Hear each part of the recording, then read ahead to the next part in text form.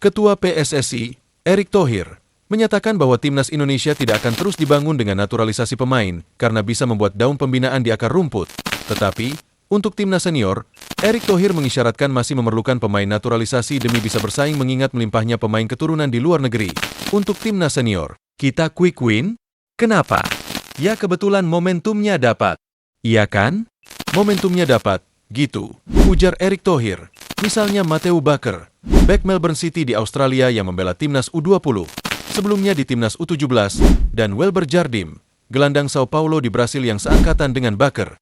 Di timnas U20, Jardim, bapaknya dulu bermain di Indonesia. Ibunya orang Indonesia, jadi mempunyai paspor Indonesia. Jens Raven, ya kebetulan dia mau, ya kan? Ucap Erick Thohir. Jadi kembali, kalau senior ya memang gimana? UEA mempunyai 8 pemain Brasil. Coba cek. Qatar. Memang orang Qatar? Maroko. Tutur Erick Thohir. Di sisi lain, Korea Selatan menjadi tim terkuat timnas Indonesia U23 di ajang kualifikasi Piala Asia U23 2026, 3 hingga 9 September 2025. Namun demikian, Garuda Muda diyakini bisa mengimbangi bahkan mengalahkan Korea Selatan karena dengan bergabungnya beberapa pemain diaspora serta pemain naturalisasi anyar. Hal tersebut dikatakan pengamat sepak bola nasional yang juga jurnalis senior, Roni Pengemanan. Selain Korsel, Indonesia yang berstatus tuan rumah juga akan melawan 2 penghuni grup J lainnya, Makau dan Laos. Target kita pasti harus juara grup, karena hanya dengan juara grup membawa tim kita ini masuk ke putaran final di Arab Saudi, kata Roni Pengemanan. Tapi ingat, tidak mudah. Korea Selatan lawan yang berat yang akan dihadapi Marcelino dan teman setimnya. Kalau dengan Makau atau dengan Laos, tidak terlalu berat buat kita saya pikir.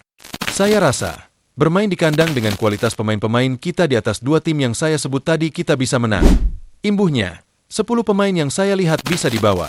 Mungkin Doni Tri, Muhammad Ferrari, Kadek Arel, Ahmad Maulana, Arhan Fikri, Robi Darwis, Tony Firmansyah, Alvarezi Buffon, Muhammad Ardiansyah, Cahya Supriyadi, dan Jens Raven.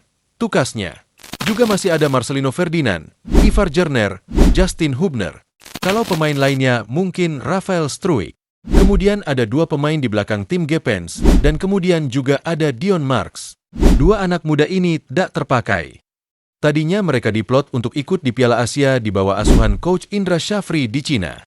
Karena telat, akhirnya mereka tidak masuk di U23 di Piala AFF kemarin. Rupanya mereka disiapkan Gerald Vandenburg untuk bertanding di kualifikasi U23 di Sidoarjo. Striker anyar yang sebentar lagi dinaturalisasi Mauro Zijelstra serta pemain keturunan lainnya yang belum sempat dimainkan juga berpotensi bergabung. Ketersediaan Mauro Zijelstra penting sekali. Bukan saja di U23, tetapi juga pelapis Ula Romeni di timnas senior.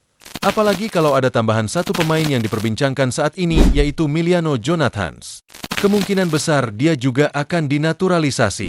Tambah kuat lagi, dia bisa sebagai gelandang serang, bisa bermain melebar bermain sebagai flank, pungkasnya.